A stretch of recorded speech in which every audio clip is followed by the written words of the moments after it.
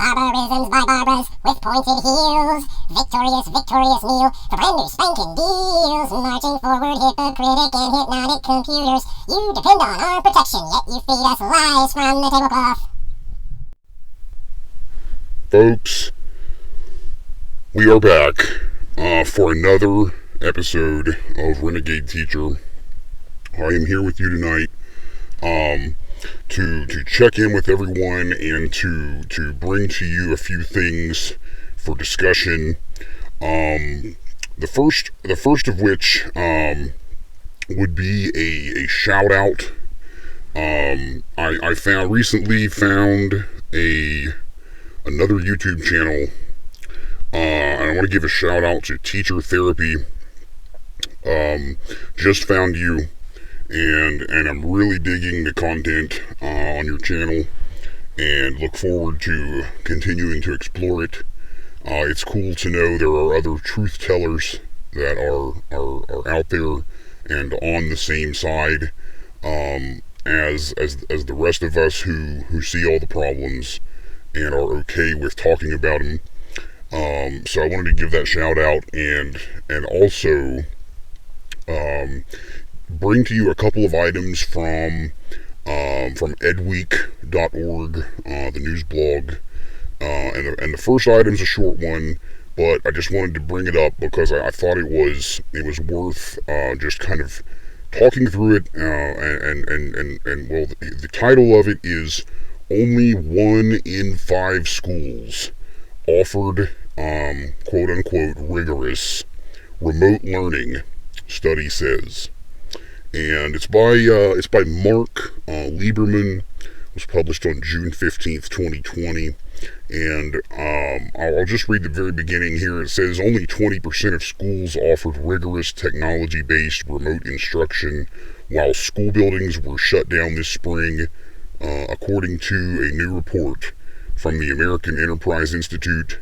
And students in K-12 districts with a majority of high poverty or low achieving students were less likely to receive rigorous instruction at a distance. And folks, the article's quite extensive. I encourage you to look at it, read through it. But I just wanted to kind of offer some thoughts on this because it is a very striking. There's a very striking difference between high income, low income areas and how students were attempted to be provided for in those different areas during this unprecedented shutdown of education. And I just want to kind of offer my reaction to this is that the school will never work at a distance. We have already too much that happens online. The face-to-face interaction part of education is essential and cannot be substituted with any kind of online instruction. It's just simply not realistic. It cannot be scaled up enough for enough students for it to be just realistic. And to me, the if you follow the channel at all, you know I have a problem with the term rigor, and this use of rigorous here. It just infuriates me because it's such a buzzword, and I hate buzzwords. They tend to get my blood pressure up, and just because students have that some type of contact through some technology medium, it doesn't prove anything. It doesn't, obviously it's better than nothing, but to say that something is rigorous or not rigorous is just, it's just not scientific, and it's not something that we need to be doing. There's a false dichotomy, and it's honestly infuriating, and I'll go ahead and move on. I just wanted to make sure that I put my thoughts out there on this one, that it's not even fair to compare these districts to each other. Everybody did the best that they could with what they had available to them, and to somehow shout down the districts who were not able to meet some arbitrary definition of rigor is just simply it's not productive, and I'm going to go ahead and move on. Folks, the main attraction for tonight, I have another article. This one is by Madeline Will, and this is another edweek.org blog type. Or no, this is not actually from the blog. This one is a main website article called "The New Routines for Students When Schools Reopen."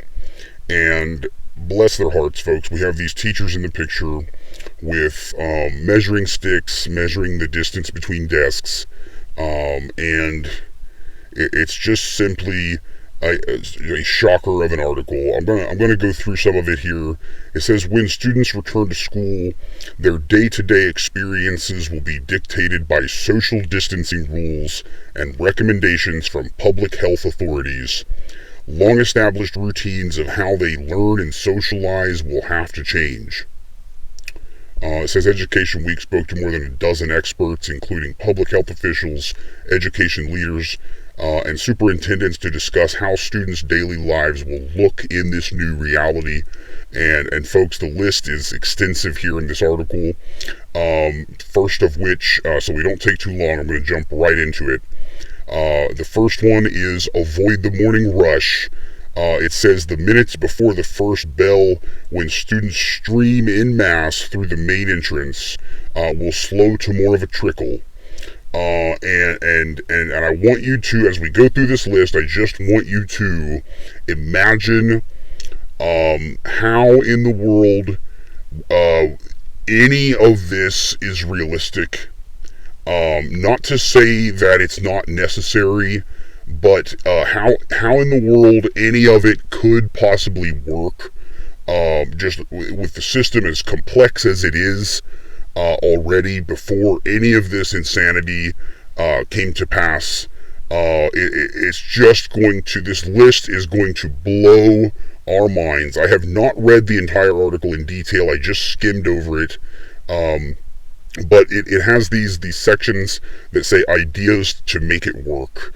And for the avoid the morning rush one, it says assign students to use different entrances, staggered drop-off processes so students don't arrive all at once, put tape markers on the floor where the students will need to line up to indicate social distancing.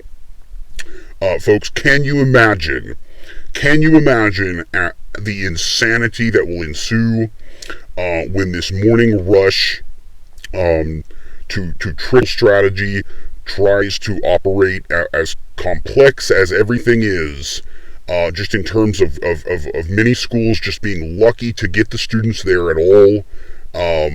This is going to be a train wreck of a situation. The next one says ditch the lockers. Health officials have recommended against letting students store items in lockers, especially if they share a locker with a classmate. It says for the ideas part, some districts may put as many textbooks as possible online, so lockers won't be needed. So lockers are gone. Here we go. We're going to keep going. Rearrange classrooms. It says 6 feet. That's the starting point for planning every space in the school. For classrooms, that means 6 feet of distance between desks and turning desks to face the same direction. Let's see. And establish a practice of desk clusters together in the room. Folks, this is insanity. It even says this will be difficult to pull off in already crowded classrooms. Folks, can you imagine the insanity of these people trying to be in these bubbles in these classrooms, these 6-foot bubbles, and anytime a student needs to get up and go anywhere, they're going to be crossing through multiple bubbles. This is absolutely insane. It says here in the ideas section, consider every space in your building, indoor and outdoor. Repurpose larger rooms like the library or the auditorium into additional classrooms. Ask teachers to pare down extra furniture and other items in their classrooms like bookshelves, rugs, comfortable seating to accommodate more students. Schools might also consider separating students' desks with partitions to create a physical barrier. Folks, we are over the edge.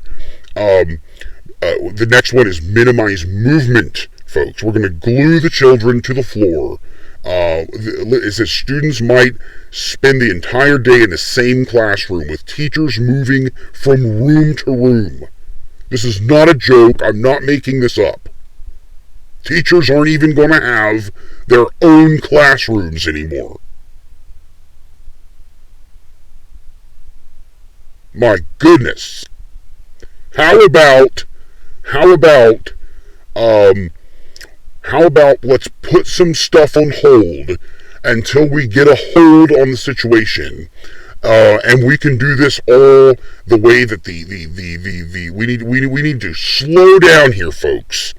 We're taking public health expert recommendations that are absolutely going to be impossible to put to work in a school, and we're going to force everyone back into the system. This is all going to break. The biggest teacher walkout in history. It says, the next one says, pay special attention to the most vulnerable students. It says, know which students lost the most ground in their learning and struggled most in prolonged closures when only remote learning could be provided, and make specific plans to support them.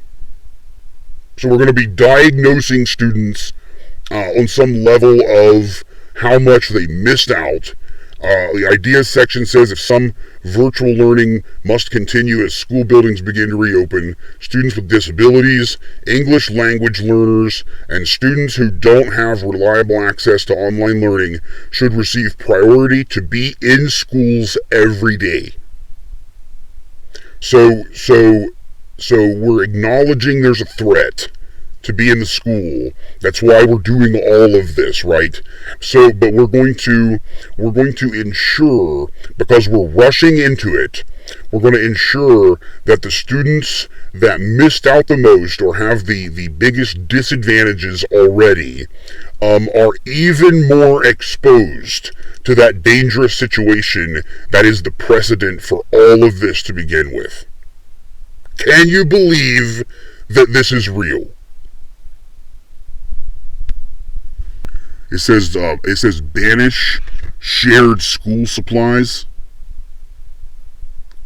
Teachers will need to devise a new system of school supply distribution to adhere to the U.S. Centers for Disease Control and Prevention's recommendations to minimize the sharing of high-touch materials. They will require the most rethinking in early grades, where there's typically a communal supply of pencils, crayons, markers, and other materials. Can you imagine the insanity, folks, of being pushed into the classroom and all these impossible mandates being shoved onto you? I cannot see how it's not all going to completely fall apart.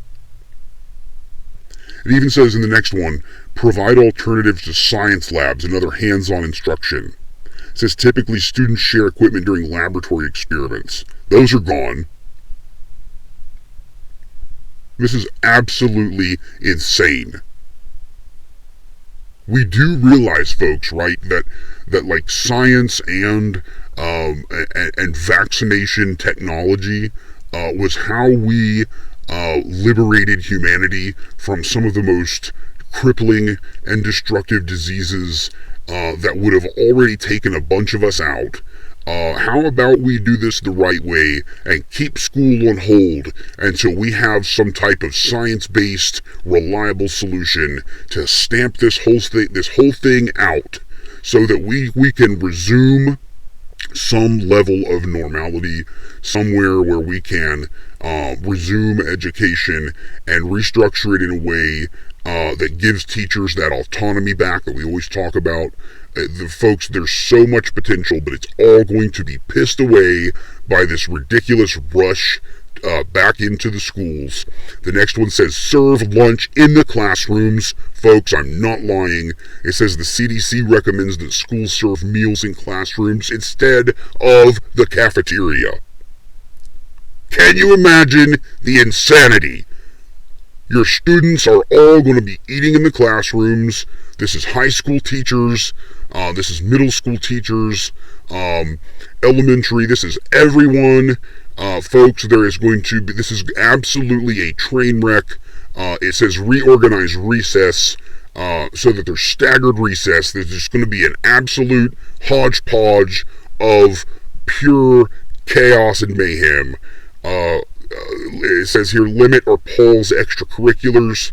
And folks, there's so much here, but my favorite of all, and perhaps the finale of the night, has to be the part here that says, it has so many. It has for all the sports and things, recommendations, and maybe I can go back into this another night. But it has my favorite here. It says for choir, folks, for choir. Students will have to engage in social distancing while singing, which sounds reasonable, somewhat. But then it goes on. It says they should all be facing the same direction, spaced 6 feet apart, and be wearing masks, folks. It actually says choir students, choir will be wearing masks. I give up. We have gone over the cliff.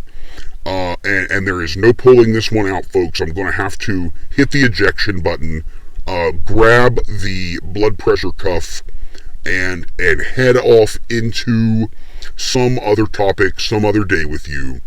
I'm going to wrap this one up. I do want to remind you, ask you to officially become a Renegade. Subscribe to the channel. The show is on iTunes. A review on iTunes is one of the highest, most effective ways you can support the channel. But also sharing the content if you like it, and always look forward to coming back to you the next time. Folks, this is Renegade Teacher, and for tonight I'm going to have to go ahead and sign off.